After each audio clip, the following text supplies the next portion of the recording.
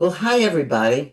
Special day. I'm going to just put up this great slide so you can see how much you have to look forward to. We have a lot of speakers, and today the idea is to give you a sneak peek at what you can experience at the NAB show. Let me just tell you a little bit about how we got involved. As you know, the virtual events group works for a lot of companies to bring new outlooks to events, new audiences, new topics. So a couple of things are happening as that I probably don't have to tell the people in this audience about, but the creator economy is surging, booming, morphing, changing daily. I think whether you're talking about new channels, new platforms, new tools, new ways of doing business, new ways of monetizing yourselves, it is the topic that we'll be looking at the Creator Lab and research, just so you know, Goldman Sachs is forecasting this creator economy to reach $500 billion by 2027. So it continues on this great trajectory, and NAB saw this 4 years ago when we started building towards what you'll see this year. And the other thing that's happening that you need to know about is video. Video has become, I like to say, the lingua franca of a whole generation. And the latest study from Fireworks says that 82% of content on the web now is video based. And it's a staggering number, and it puts NAB show squarely in the center of this. So what we're going to do, and Gigi, did you put that slide up? We'll just introduce, I'll introduce them one at a time because it will overwhelm you, but you'll see that we have eight really cool speakers who are going to touch a different part of NAB and the Creator Lab. You can ask questions. If you're watching on live stream, you can type your questions. But if you're here with us in the Zoom room, we'd love to hear from you about anything we're not discussing. And we're going to kick things off. Well, let me just say one other thing. Anybody who's watching can go to my next slide, and there is, whether you're on Restream or whether you're watching us live, if you go to the NAB website and you use the code MP150, and we will put it in the chat window, um, you're free. And finally, I just want to give you one visual. This is what the Creator Lab looks like this year. It's built for you to feel really comfy. There's a stage area, there's a workshop area where you get your hands dirty. There's a networking area where you can meet other people and take meetings. There are backdrops for you to film things. So we're really proud of the overall look and feel, and hope that it's designed like we think it is to help you do good business at the show. So with that, I am going to turn it over to my good friend from NAB, Sean Perkins. Sean is the Chief of Marketing Officer and probably has about 5,000 other titles I don't know about. But Sean's going to give you an NAB 101 primer. Sean? Thanks, Robin. Hello, everyone, and thank you. Robin, a quick shout out to you and your team at Virtual Events Group, really for your continued support of the show, helping to build it into the amazing show that it is today. And I just wanted to mention it's a pleasure to speak with you, and also thank all these amazing other guests who are also so critical to making the show a success each and every year. Just a little brief history about the show. The NAB was founded in 1923. That same year, the official NAB show was held in New York City. There were 16 radio stations representing 23 attendees. As you know, a lot's changed in 102 years of the show. Today, you have creators building global audiences from their studios or even their homes, major sports leagues operating their own media platforms. Brands and enterprises are producing high quality content and video at scale. You're looking at streaming platforms that become central really to how audiences discover and watch content. The show reflects that shift. So you've seen this year, you'll see that expanded Creator Lab, which you just saw. We also expanded our sports summit to 4 days, and there's a growing presence from companies focused on streaming and AI. Yes, I saw it. I said it, Robin. Artificial intelligence is also going to be highly visible at the show this year. Roughly twice as many AI-focused exhibitors as last year. We've doubled our AI presence, also with two dedicated AI pavilions, featuring more than 50 exhibitors, with several more in Startup Pavilion. And then we have over 230 companies across the show that are highlighting work in areas of AI. So it's a huge area for us. All of it really speaks to the tools and the people involved in storytelling, and how that continues to evolve. But really, one thing remains, true to the fact that innovation and change is still at the heart of the show.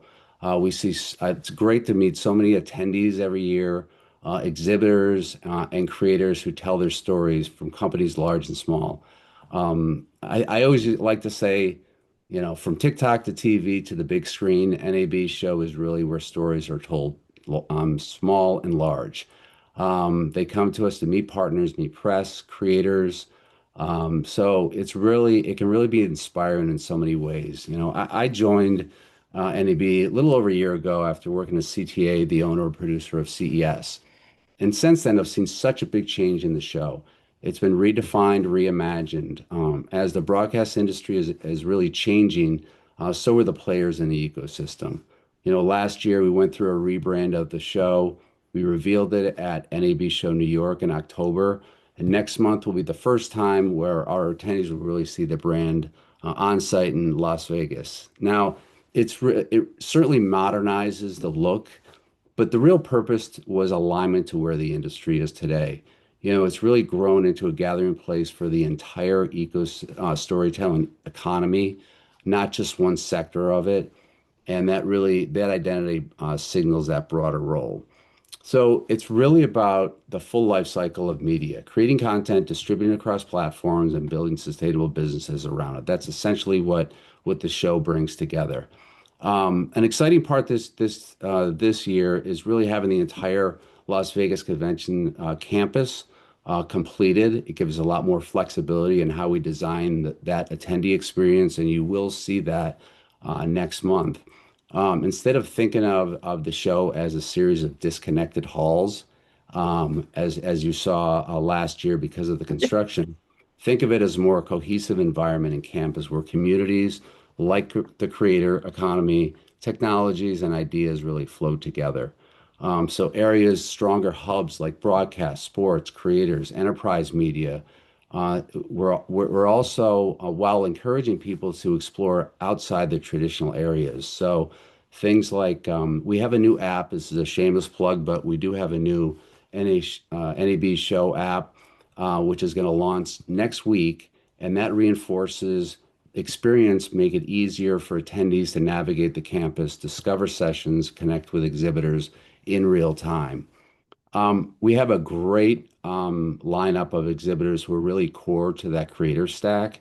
So those that create it, edit, shoot, stabilize, light, record, stream, and publish. So find folks from Bob's on the webinar today from Blackmagic. We have Epidemic Sound, Datavideo. We also have obviously Adobe and the Creator Lab, DJI, Insta360, and many other ones.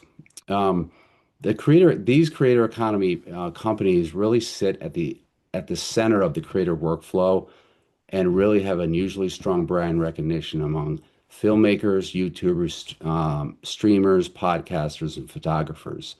One thing that we've really made a strong emphasis this year is really physical space. It matters more than people realize. Our show brings together thousands of professionals across the media landscape, and many arrive looking for conversations most relevant. So creating those recognizable moments and environments anchor those communities. So places like Creator Lab, which we'll talk about a bit today, sports theater, give people that natural focal point for conversations within their sector. We've actually have a new networking. So networking is a huge thing. We have a new networking lounge in Creator Lab. we also have one in Central Hall where attendees can step away from the aisles, talk to their peers, meet other collaborators, and then connect during more informal moments like meetups. And we also have happy hours. So it's a nice way to collaborate with those either brands with creators, creators with brands, and then just other peers. That said, I just want to give you a quick overview of the campus and in Central Hall. So that's where we'll have exhibitors like B&H, Fuji, Film, Nikon, Panasonic, Grass Valley. That's where audio production, cameras and accessories, as well as lighting and grip and many others. Those central destinations obviously is Creator Lab. We also have Cine Central in Central Hall, Futures Park, and TVO and Radio HQ. Moving over to North, we have Blackmagic Design, Ross Video, Adobe, Avid, Lucid Link, Chiron, Riverside, and others. There, we're really looking at production and post-production categories. That's also where our main stage is and post-production world. For those of you who have been there, that's one of our conference programming, and one of our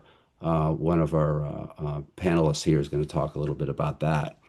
And lastly, moving over to West, we have AWS. Google is going to be on the show floor for the first time. Microsoft, Cisco, MediaKind, Dolby, Appear, and others. That's really, again, AI. Our startups are over in there in West Hall, streaming, cloud.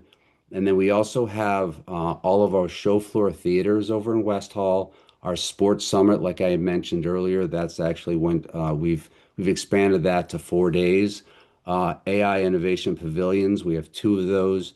New this year is Video Next. This is actually kind of a cool area where you have seasoned practitioners, really, and creators helping you elevate your visual and storytelling craft. So you'll get practical sessions on mastering your next generation video workflows, and you really walk away with really concrete skills to enhance the visual impact and production efficiencies within everything you do.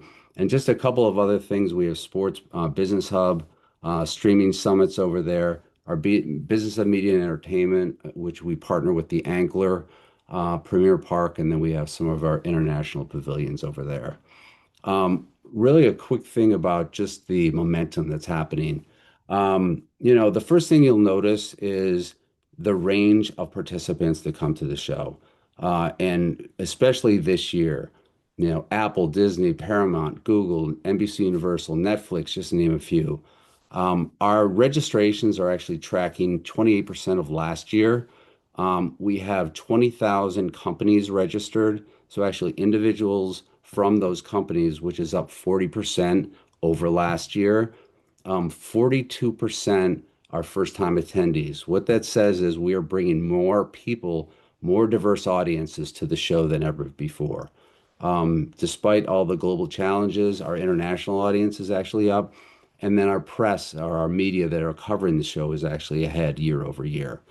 So really, I think that gives a good sense. 5 years ago, you traditionally would see traditional broadcasters, production companies, like technology.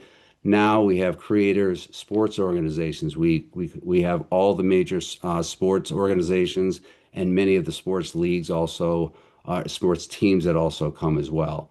So the atmosphere really feels broader. It's more interconnected than it once did. And then last, I just want to mention just that really kind of brings you to the idea of our mantra. It really will continue to evolve in the same direction as the industry that it serves. So what won't change is our core purpose, which is really bringing global storytelling and the community together to explore how content is created, delivered, and experienced.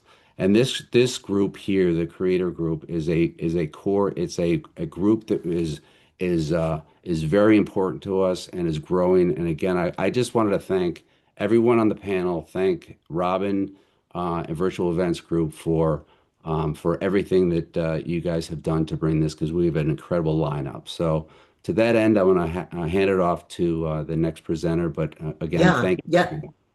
Sean, you're the best. Thank you for making the time. And two things. So you're NAB is almost at its 100th birthday, which is kind of incredible. So we'll have to start planning that now.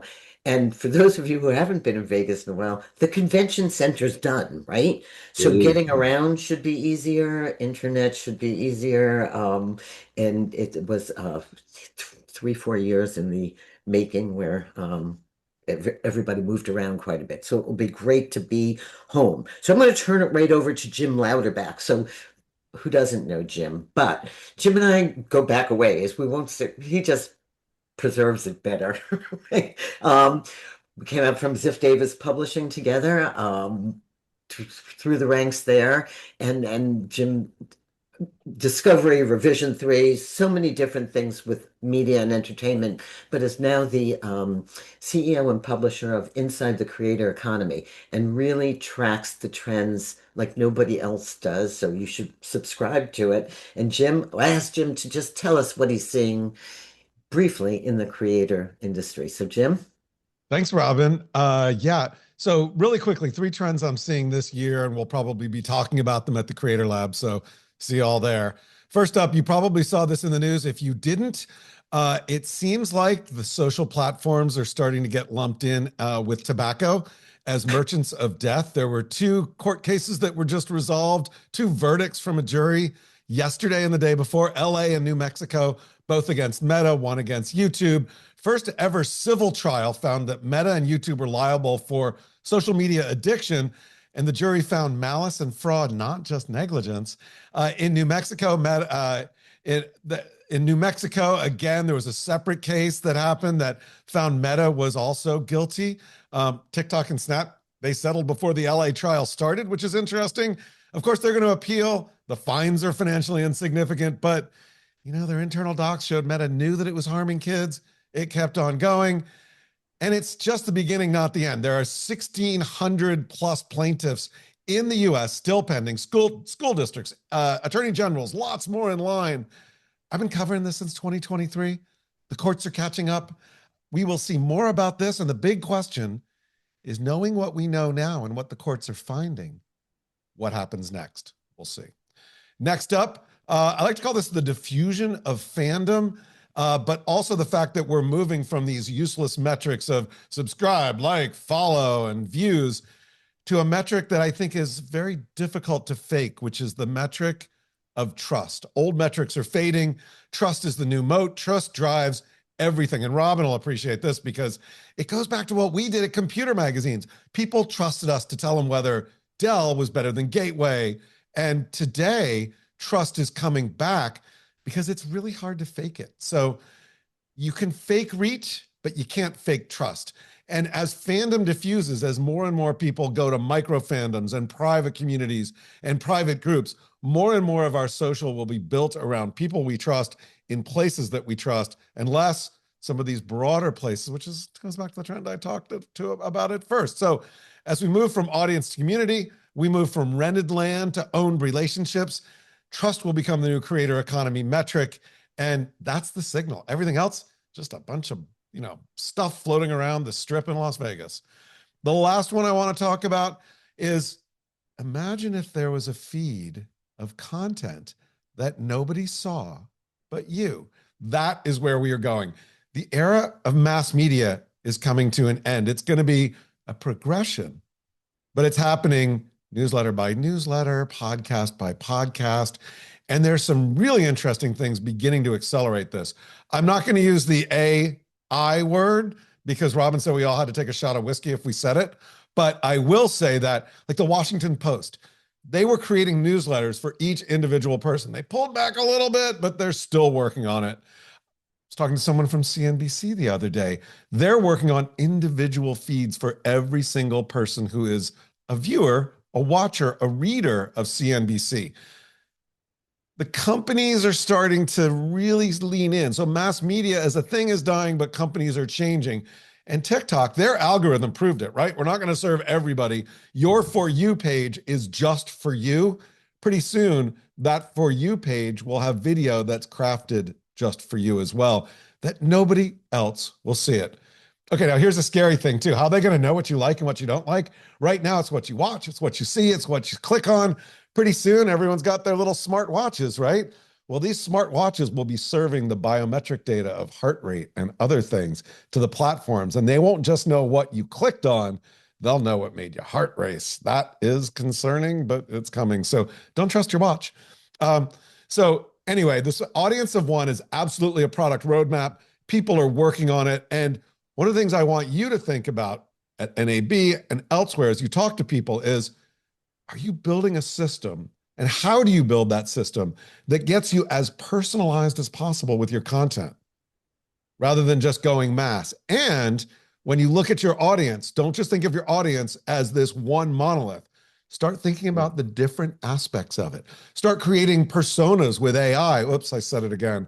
That where you can have different parts of your audience and create different personas in AI about each of those different parts of your audience, and then ask that audience what they want after you train the AI on, oops, I said it again, on your content. So I'm three going to be trends. drunk. I'm going to be drunk after this thing. I am, Robin. No, three things that are happening. So the feed that nobody sees, diffusion of fandom, and the platforms as merchants of death. Yeah. Can't wait to talk about this and more at NAB, Robin.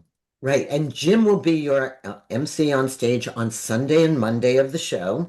And you need I say more? He does a great job. And to his point, I was just down at the New York Stock Exchange, and well, they're not doing personalized news yet. They are doing regionalized. So if you're in Dublin, Ireland, there are different stocks that you track typically than you would track in New York City. And so they're creating feeds in real time of the news based on your region. So Hey, Jim's, Robin, you want one more cool fact I learned? yeah. So CNBC has an 8-second delay. And in that 8 seconds, if you are on it, you can make trades to make a lot of money between when CNBC says something and when it shows up on the screens. So they're also working on hyper fast, get rid of that, because that can be a big liability too. Now we've probably lost half these people to CNBC, but What yeah. did you buy on the market? What'd you do when you were down there? Were you out there with money thrown around buying stocks?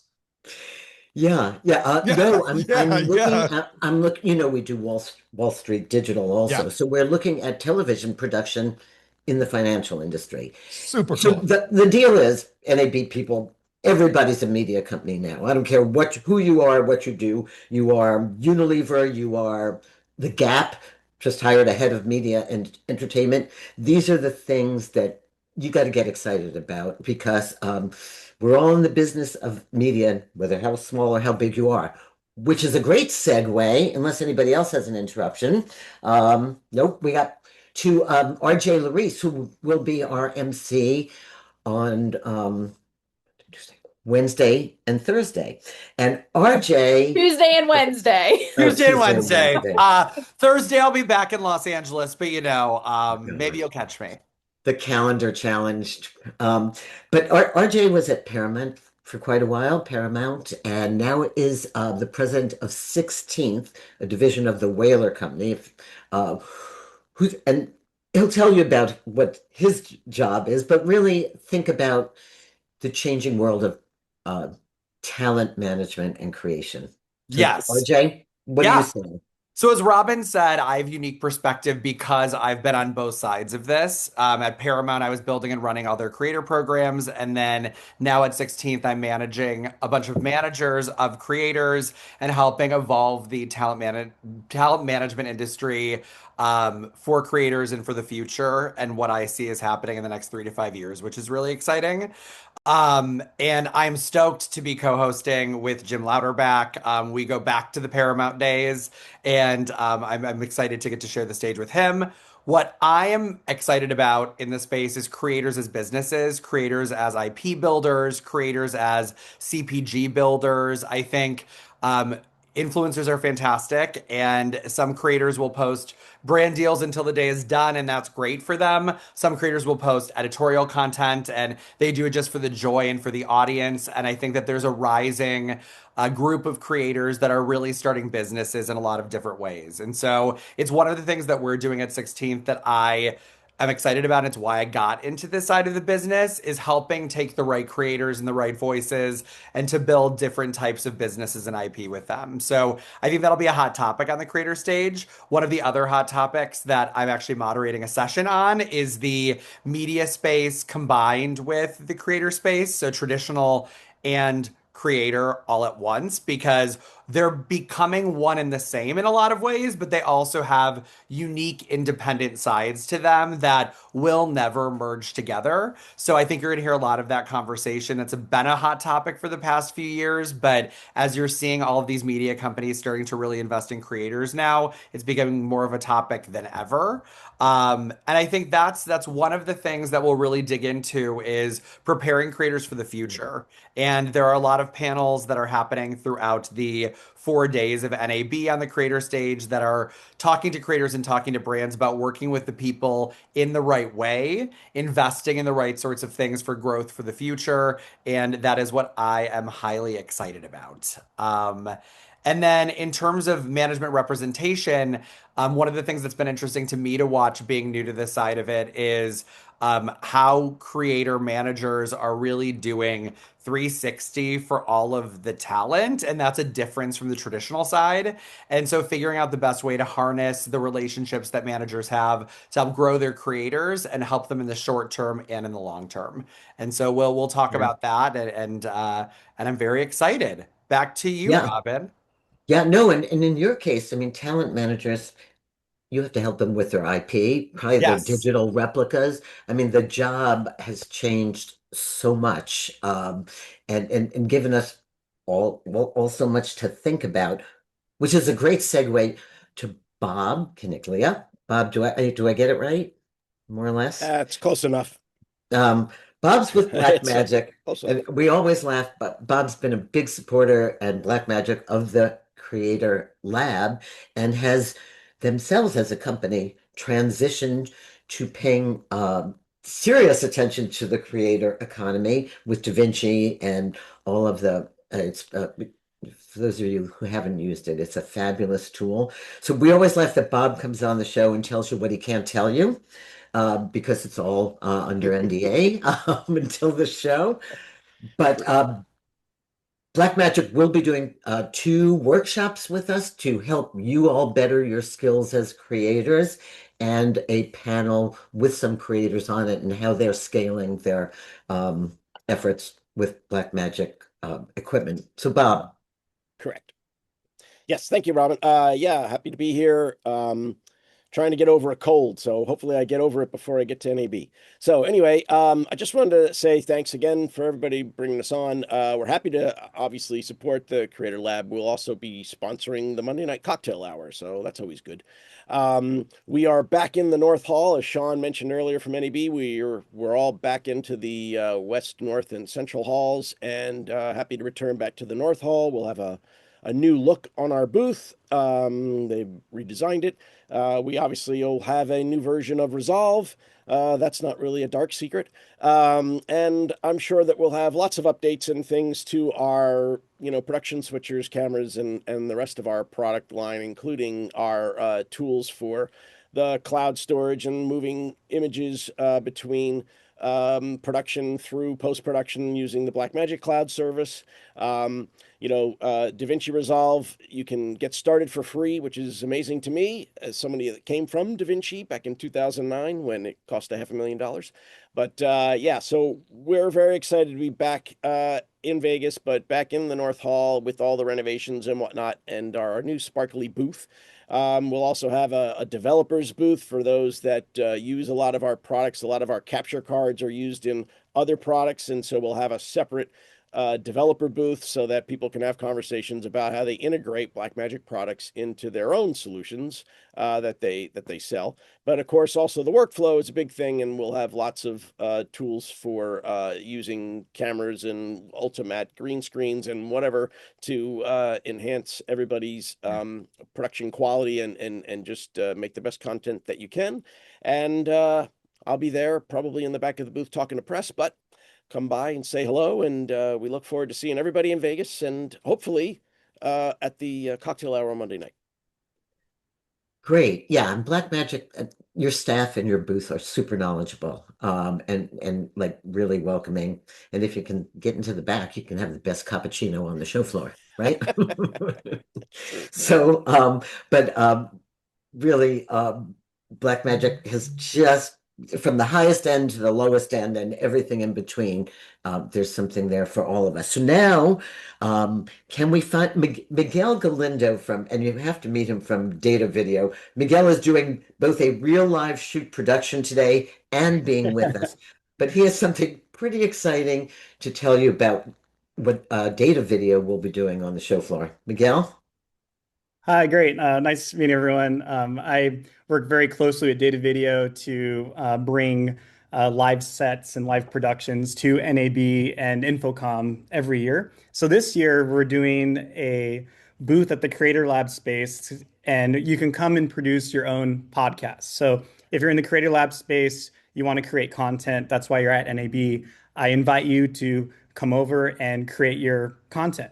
You could record a podcast, a multi-camera podcast with 2 guests, so 3 seats total, and you can leave the show with an SD card with your finished production on it. And what voice tracks is what Datavideo's solution to this is that you don't need a switcher operator, and you can actually use a pan tilt zoom camera, one of our robotic PTZ cameras, to get multiple angles on set. And you can use this to create your own production. So one of the reasons that a lot of people don't do a video podcast is because, well, you have to have someone operate a video switcher or you have to edit. And our solution eliminates all of that. So you can come to the Creator Lab space and make content. And I think it's going to be something that people really enjoy.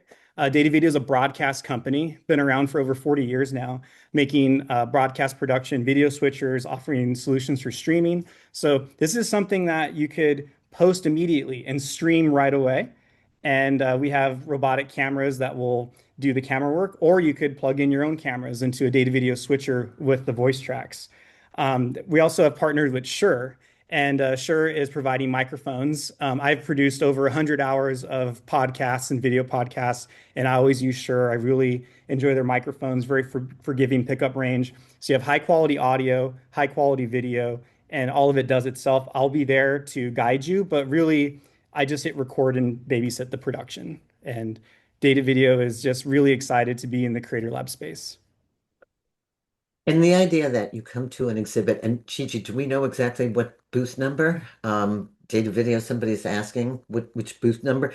The idea of coming to a trade show and not just seeing something and walking right past it, but having hands-on is so exciting to us and is so much a part of our DNA. So we're pretty excited to have Datavideo with us as an experience that we can provide for everybody, and hopefully We'll actually be next to there's a classroom at the Creator Lab space, and so our area will be right next to the classroom, so it'll be easy to find us. We'll have lights and a set, and it has like this like late night vibe. It's really cool. The only thing we want to know, do you do makeup? Unfortunately, you'll have to come hair and makeup ready. Okay. That's the only catch. And okay, so we'll have a little kit. Yeah, that's great. Yes, I'll take care of everything else. I promise everything else is covered. Bring yourself and come ready for camera. Miguel, I just posted your location right in there. Oh, great! Thank you so much. Appreciate it. Love that. Really, really excited about it. And yes, Datavideo and Miguel will be next to the Adobe classroom where you'll be able to have hands-on experiences with Adobe Premiere's latest features that will just blow your mind. So we're going to move on to, now that we've talked about video quite a bit, we're going to talk about sound with Gracie Schramm from Epidemic Sound, who is in an airport somewhere. She can also report live on TSA and ICE situations in Dallas. Yes, I'm so excited. Thank you guys so much for having me. I'm really pumped to be at NAB, and all the presenters are getting me so excited to be in Vegas. I am on my way back to Stockholm, so if you hear anything crazy, I'm in the airport.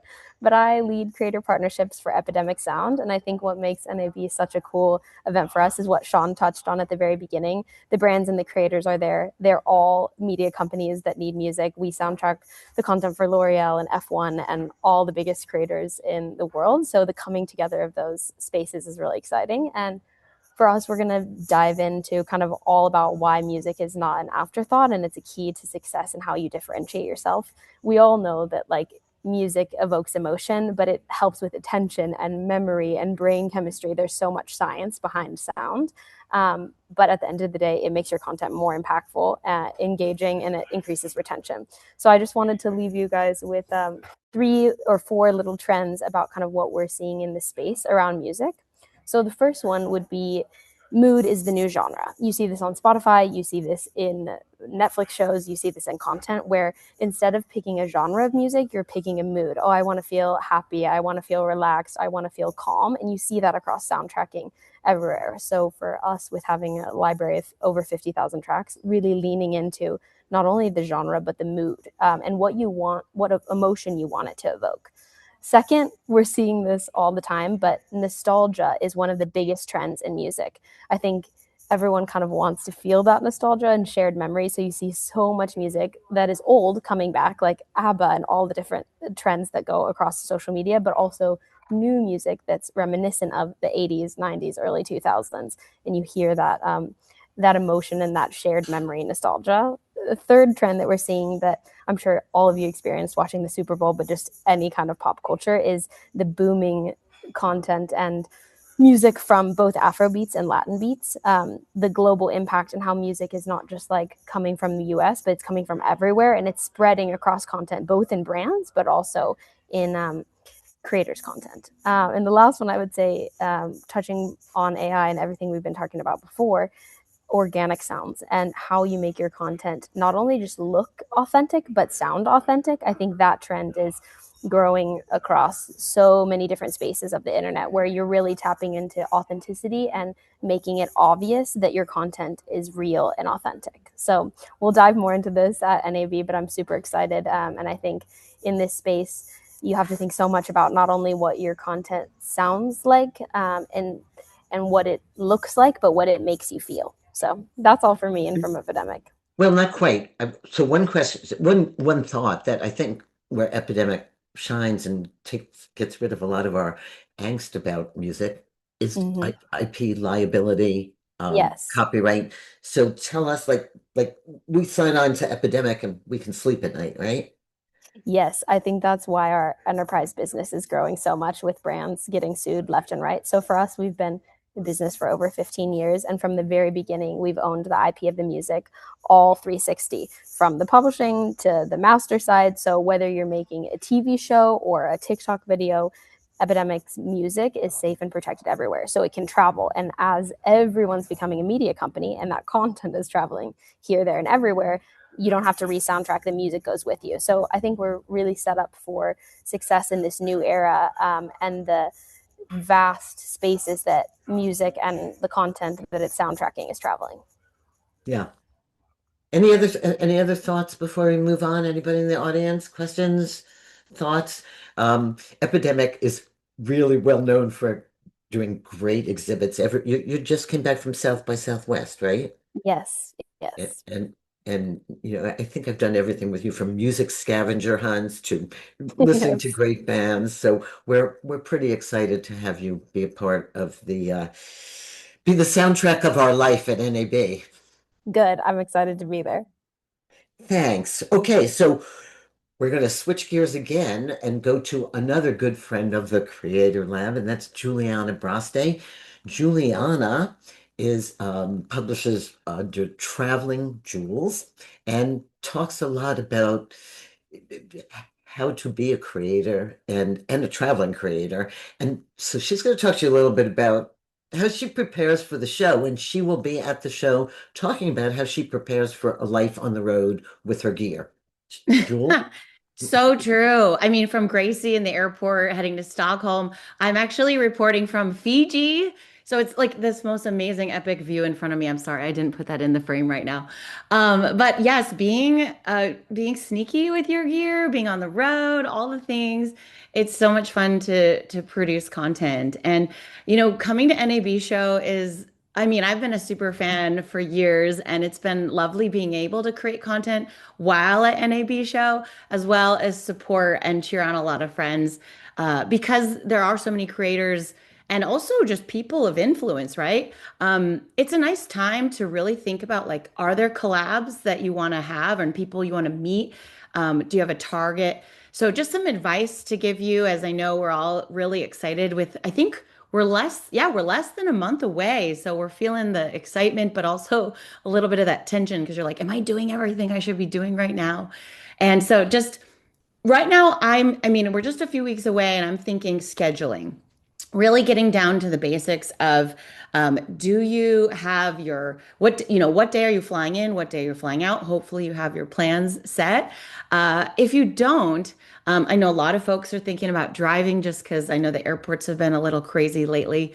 I'm a big fan as well. I'm a travel expert and just thinking of having options if you are booking your flights, booking, the bare basic fare may not be the best choice because it's so inflexible.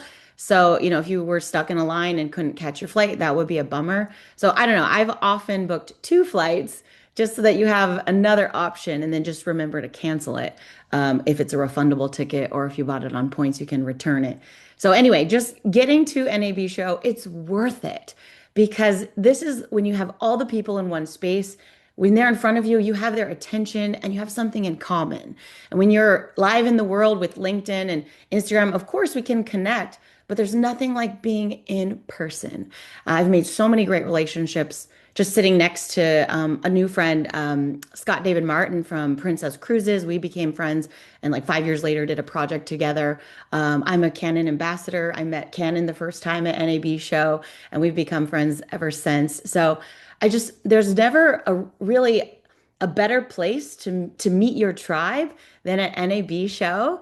And so right now, having your schedule dialed in, like reaching out in advance to see when are people free, can you have lunch or can you do a cocktail or are you both going to the same party? Just trying to block out some major anchors to your schedule. I'm also a big fan of the education that we have. There's whole tracks. If you're interested in video production, there's an entire track that will teach you After Effects and better shortcuts for Adobe Premiere Pro and just what's happening in the content creator space. I'm doing a new panel this year or a new session about what creators want from brands. So there's really just a variety of cool topics that might interest you if you want to invest in an education path. I know for specific, Future Media Conferences is the place where I teach. And they have a discount code FMP20, FMCP20. That's it. FMCP20 is how you can get 20% off of your registration code if that's the angle you want to do education.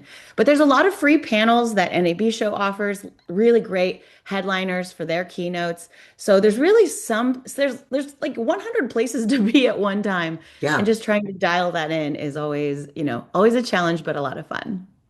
And I think a good way to think about it, you're right, is some workshops you want to walk away with something new. I took the Adobe workshop last year. I just like let me walk away with learning how to do something. Yeah. Some visiting booths, some meetings, and a lot of networking. And I think a lot of practice your own content creation because the tools will be all around you. I'm going to ask Gigi to drop. We also have the code for free pass to NAB, which will save people money. So we had a slide up in the beginning, but we'll drop it in the chat window again.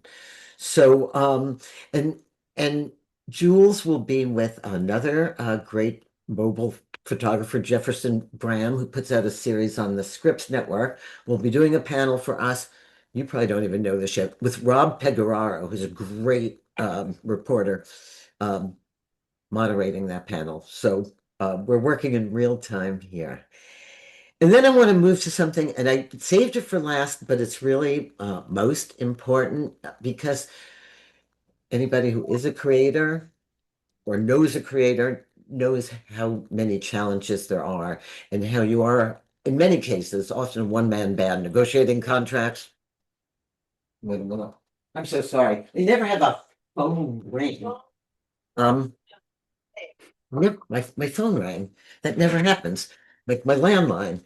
So anyhow, I want to introduce Shira Lazar. Shira works tirelessly, and I mean really tirelessly, to elevate the creator status in the world of everything from Creators Bill of Rights to things that will help recognize, like just a year, this wasn't even a job in the New York, in the job statistics survey of Bureau of Labor Management or whoever they are. Like, creators weren't a thing a few years ago as a real job type. And Shira, has worked harder than anybody I know to make that to dispel that whole thing. We're So trying to Shira, change that. take Thank it. you, Robin. This has been such a pleasure. So many amazing insights. I love it.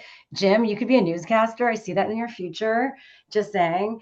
But yes, this has been How do you really know nice it to wasn't in spend- my past? It What? was. Was it? You were a reporter. I was never an anchor like you.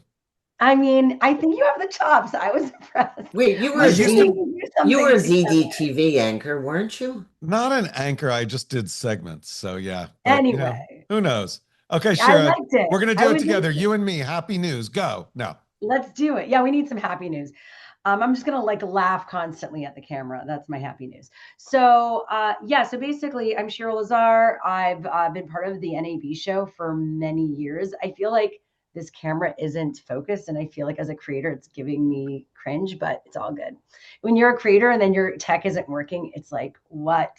But so basically, yeah, I've been part of the NAB show for a long time. I mean, I was on the main stage with Tom Green, like this is probably 15 years ago, over 15 years ago. I'm aging myself. And then I was the main stage host a few years ago. Then I've been part of the creator space and the NAB Creator Council, which we launched last year. And basically we're trying to bring membership perks to the creator space through a VIP program that we are going to be announcing next week. This is super exciting. A little bit of backtracking, and some of you might know me. I've been in the creator space, 2 decades, founder and CEO of What's Trending. We cover what's trending on social media, launched in 2011. We were very early to doing that. And then I'm a creator also covering creator economy trends, emerging tech, AI, and then launched my initiative Creators for Mental Health in 2024, which our focus is to bring mental well-being tools to the creator economy through events, research, education, services. And the 3 pillars are self, community, and advocacy. We all know that creators are used for marketing and megaphones and mouthpieces. But the idea is very rarely do we get asked, how are you doing?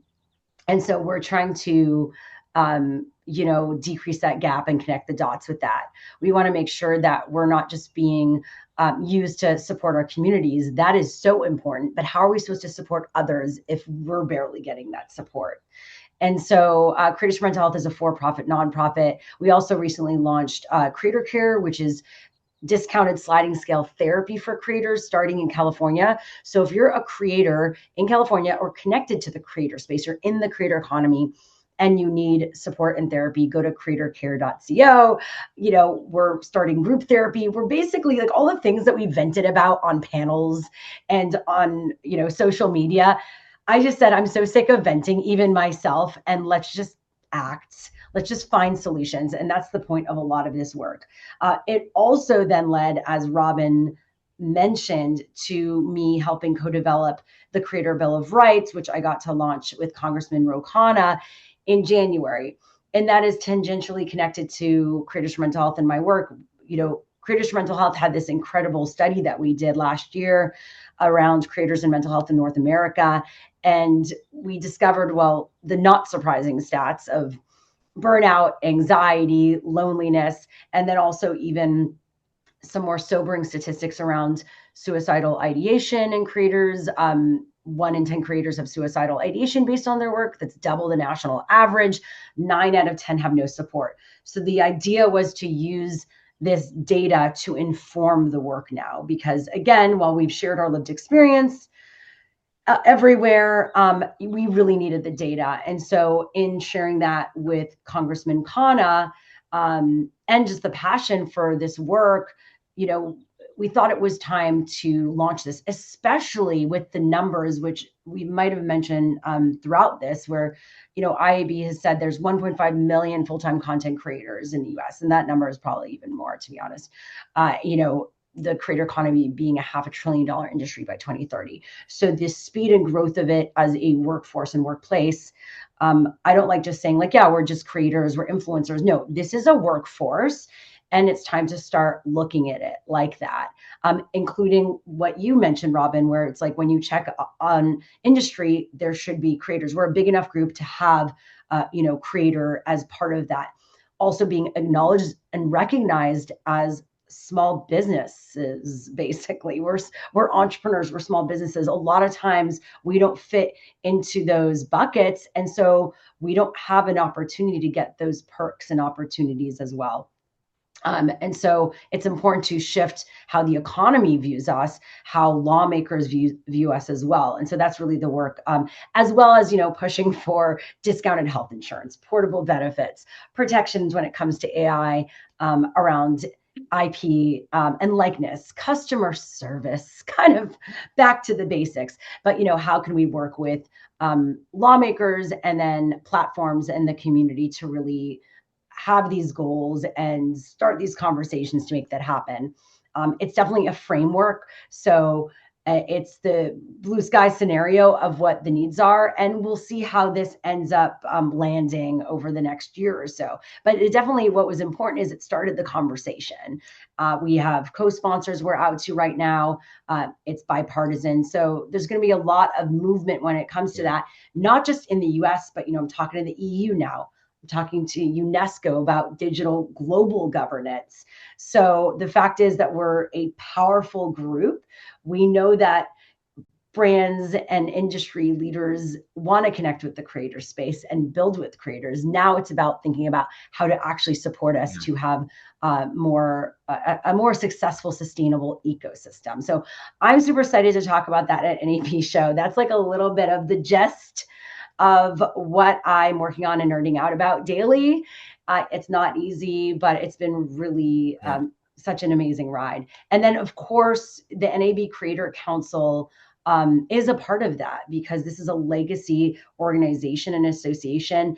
And the idea is you have these spaces, brands coming in, we're covering it. Now, how can you support the community as well? And that's what we're doing here. Yep. And we will also have some attorneys on some of our panels, Tyler Chow in particular. So we'll have Ask Me Anything, because you are out there, like talked about Gracie, about IP and your rights. We're going to have digital replicas of ourselves that need to be managed as talent. Yeah. There are so many issues. You all know the AI fake or fabricated AI creators that are there, and we'll discuss those too in a panel called "Are We Nervous Yet?" Maybe you heard the news yesterday that Sora was. Jim, any comment on Sora? Yeah, I mean, Sora? look, so on Sora was too expensive for OpenAI to keep doing. I think that's really interesting, but also I find it fascinating that the whole Disney thing fell apart, because I had some issues with whether they would be able to keep it brand safe, stick Mickey Mouse and stick Elsa and stick, the Iron Man in with anybody. That seemed like a disaster about to happen. So like OnlyFans meets Disney. So here's the thing, Robin. We've seen so many of these tech transitions come, and we've seen the Gartner hype cycle. I think we're starting to slide down from the peak of inflated expectations, and OpenAI, for the first time, killing a product because they just couldn't figure out how to make money on it, and also seeing a lot of competition from Claude. I think the idea is right, but it's too expensive, and they kind of want to go public. Yeah. Speaking of that, I happened to be on Popcorn's demo this morning of agentic AI. Oh, I missed that. I was supposed to go. How was it? It blew my mind. I couldn't do the activities because I was doing so many other things, but it blew my mind. And so popcorn.co, and I think he will be at NAB Show, has a fully agentic. It goes out to all the different video creation AI tools. Well, now I've said AI. I gotta check it out. Yeah. So, I think it will be underpinning all the conversations we have will be the role of AI in the creator economy. We have a number of sessions about that. We have about 6 minutes. Anybody in the audience have any questions, comments, um, um, some, anything to share? Raise your hand if you're going to be out at NAB. If someone said yes, is it Ivory Harris? Ivory. Yes. Hi. Hi. Can you hear me? Yes, Yeah. and we feel like we know you intimately now from your chats. Yeah. Hi. Hi. It's such an honor to be here today. I took a leap of faith in 2024. My car note was due, my two credit cards was due, and I was like, do I really want to repeat the cycle? So I just took a leap of faith, and going to NAB Show 24 was one of the best experiences I ever had. I really made so many connections, and I was able to build direct relationships with companies I had been messaging on LinkedIn, but couldn't really build that connection that way. So sometimes you have to take a leap of faith and go, where the action is. So I was very happy about that. Yeah. You're a rap artist, right? Yes, I do music and I produce music.